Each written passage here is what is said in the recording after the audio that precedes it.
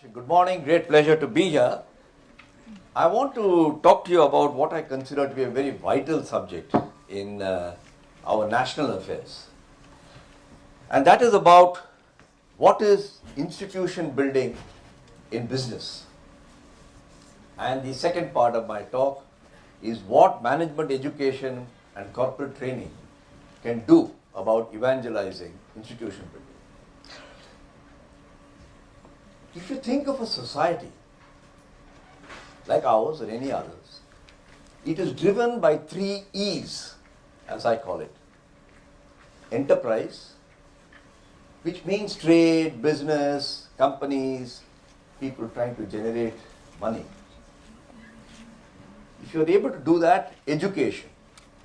And I use the word education not in the sense of primary and secondary school education, but cultural advancement. Arts, music, all that is part of education. And when a society has that, it's looking for a Greek word which is, I use, eudaimonia, which really means a sense of well-being. Now when these 3, enterprise, education and eudaimonia, are in reasonable harmony, like in Ayurveda they say the mind, body and the spirit should be in harmony, then you get a very nice Ramrajya and a very nice society. Enterprise is the fuel of society. Despite the headlines you see in the newspapers about banks that have failed, companies that have spirited away money, believe me, it is without enterprise there is no society. The Mughal history, the Roman history, the Ottoman Empire, the Ming dynasty all show the same thing, that there has to be enterprise. And enterprise is advanced not just by companies, but by business institutions. And I want to make that distinction for you. And I got interested in the subject. There are business institutions. I was very lucky to work in 2 of them, Unilever and Tata. But I call them Gen C institutions. Generation Centurion. They've done 100 years, 150 years. There's much more to learn from recent episodes, which I call Gen L institutions. The liberalization generation, the last 30, 40 years. And what happened to me was, I am a visiting executive in residence at the Bhavan's SP Jain School of Research and Management. The dean is sitting here and he's going to talk to you this afternoon. And in a little banter with the very talented faculty in that institute, certain things happened which I would like to describe to you. But before that, I have made the point that businesses are created and advanced by institutions and not mere companies. I'm not suggesting companies are not important, but I need to explain what is an institution. I went and talked to a few people as to what does an institution mean to you. People said, Red Fort, Qutub Minar, not some little house in Golf Links. Other people said Victoria Terminus Station in Bombay, not Khandala railway station. Some other people said Taj Mahal, not a cemetery. And if you aggregate these, to most people's imagination, what an institution means is something that is grand, something that is awesome, something that is durable, as compared to very much necessary things, but things that are nice, things that are adequate. They are positive. So I am not here to run down companies, don't get me wrong, but to praise the role of institutions. Now what happened in SP Jain Institute of Management and Research was a number of faculty started sloshing around as faculty academics tend to do. Suddenly produced a bunch of papers, published literature, on what is an institution. Usually these come from the study of governance, nations, democracies. We said, let's apply this to business. If it is so important for India to create jobs, to have economic growth, why can't we apply the same principles to business? And very soon, out of all the cacophony, the faculty team produced what I call the mindset, behavior, action, grid. So I like to brand it and say SP Jain's mindset, behavior, action, grit. And I'll explain in a moment what that means. But now we had a very nice box with categories in it. And we said, why can't we check whether we are on the right track?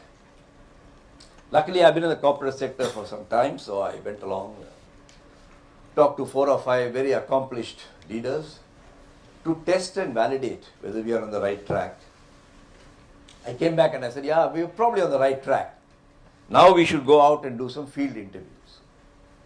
And then we sat down and said, which are the Gen L institutions, business institutions in this country?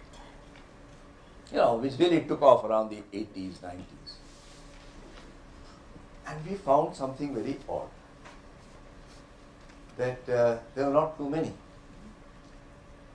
which could pass the test of what's an institution. There are many good companies. They keep getting awards in the pink papers or report. So soon after they get an award there, they seem to go down the tube. That's not an institution. We then selected 6 of them. This doesn't mean there are no more than 6. We just happen to have to start somewhere. Maybe there'll be another 6 later. One of them is Tata Consultancy Services. One of them is the HDFC as a group. One is Kotak Bank. One is Larsen & Toubro. One is Marico. And one is Biocon. Obviously, my intention today is not to talk about each of these 6 companies individually. So I am the only author probably here who's talking about a book that's yet to come out. Others are talking about books they've already written. There will be 6 books on these 6 institutions coming out in the first half of next year.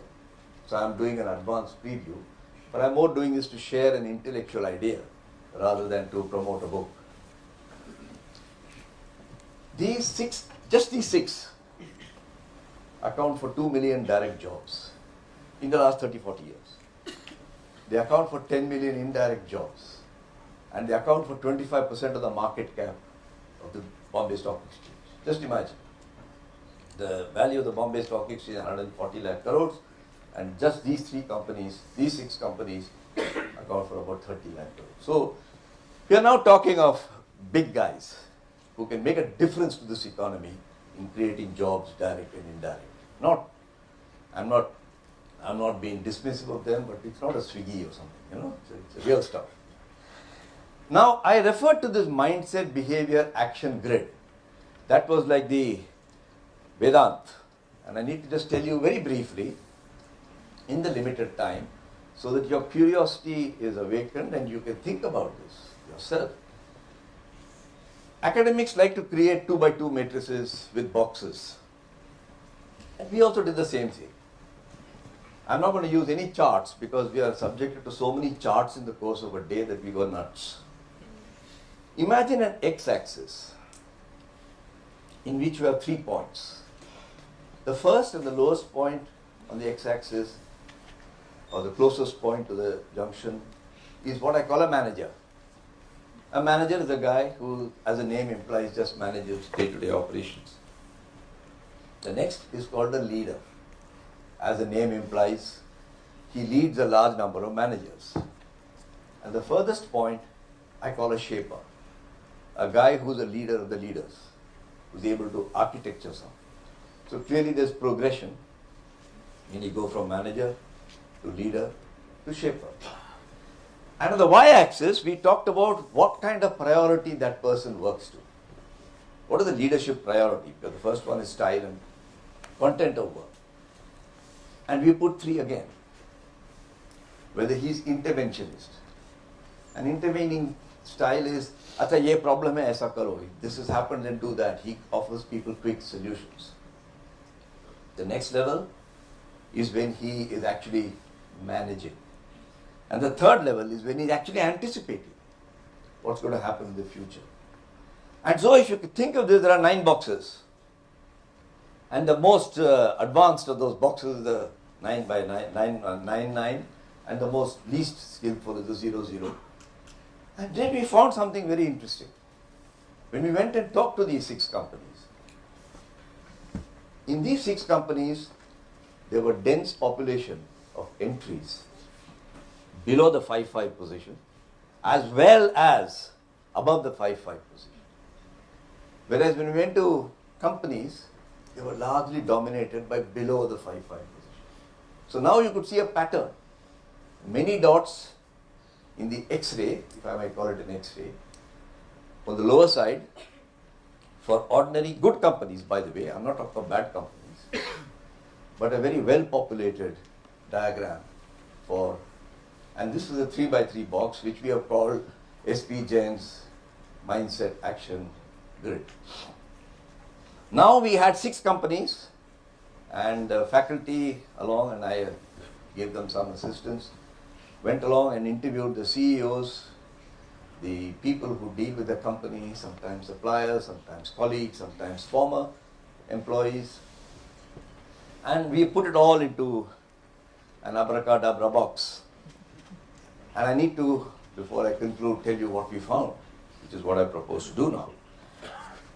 And we found that there are 7 things that institutional leaders, and I use the word leader, shaper, not to just mean the CEO. I'm talking of the top team. They all tend to do this. And what are those 7 Brahma mantras? I'm going to tell you. But before that, it's not that all the shapers did all the 7 things. That's not, because nobody does everything. But out of these 7, they seem to choose 2 or 3 or 4.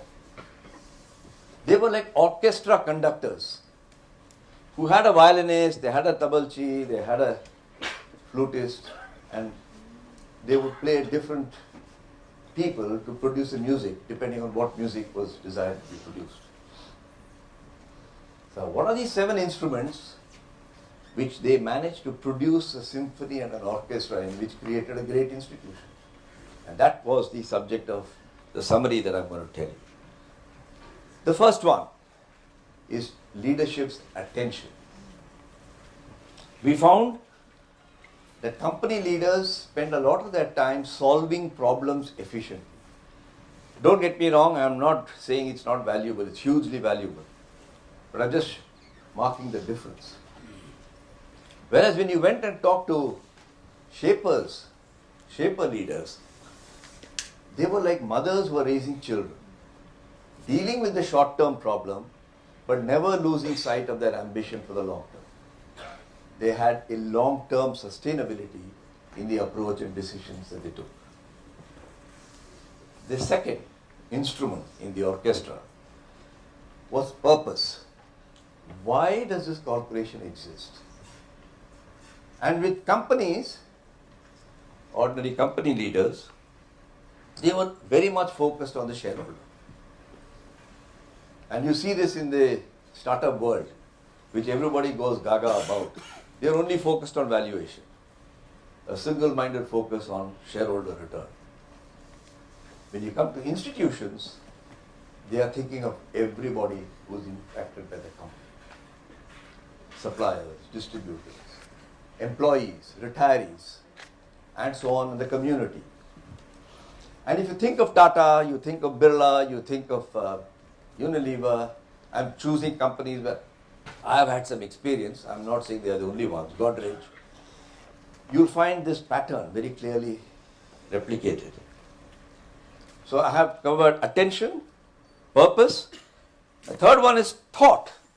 How do they think? And I found that, we found that the company people quickly decide what is the problem, what are the options, and then they move ahead. Whereas the shapers indulge in what is called critical thinking. And we have described what is critical thinking. And if you gave them this option A and B, they say, but why not option C and D? Because for them, the opposite of a truth can be another truth. Whereas most of us assume that the opposite of a truth is a falsehood. Fourth, their learning pattern. Most company leaders learn in a linear fashion. Like climbing a staircase. I've learned this, I've learned that, I've learned that. Even management development programs are like that. Tier 1, Tier 2, Tier 3. Whereas shapers tend to learn in a cyclical way. They do something, they learn, they reflect a lot, and then they learn again. They go around in circles. And the last three of these instruments in the orchestra is number one, their attitude to transformation and change. Many company leaders act and solve and go on the go, operational, and very valuable again. But then shapers have very terrain adjusted. They seem to say to themselves, what worked in my last job will not work here. What worked in my last company will not work here. It's much easier to talk to Tamils to learn Hindi than to talk to Hindi people to learn Tamil. And that's what I mean by a terrain adjusted communication. And finally, people. It was incredible. Whereas many company leaders saw people as another factor of production, and like land and labor, it was transactional. Attrition rate is so much. This is the way young people are these days. People, attitude of shapers was care and nurture. We were surprised to find that in the companies that I've referred to, they spent as much as 25 to 30% of their time, personal time, on caring and nurturing for future leaders. Shapers think disruptively, whereas the company managers want to be predictably competent. They want every quarter to go up, and they manage it so that everything looks predictable. Whereas shapers say, what is the... In other words, volatility is an asset to a shaper, and he invokes volatility. That's where we've got. These books will be out next year, and really the purpose of our doing all this, because at the end of the day, academics are not writing books just to sell. It's not going to sell 1 million copies anyway. But academics write a book because it can be used for teaching. And so I would hope that apart from SP Jain, other management institutions, corporate training institutions will use this material to create new material, to talk about this subject.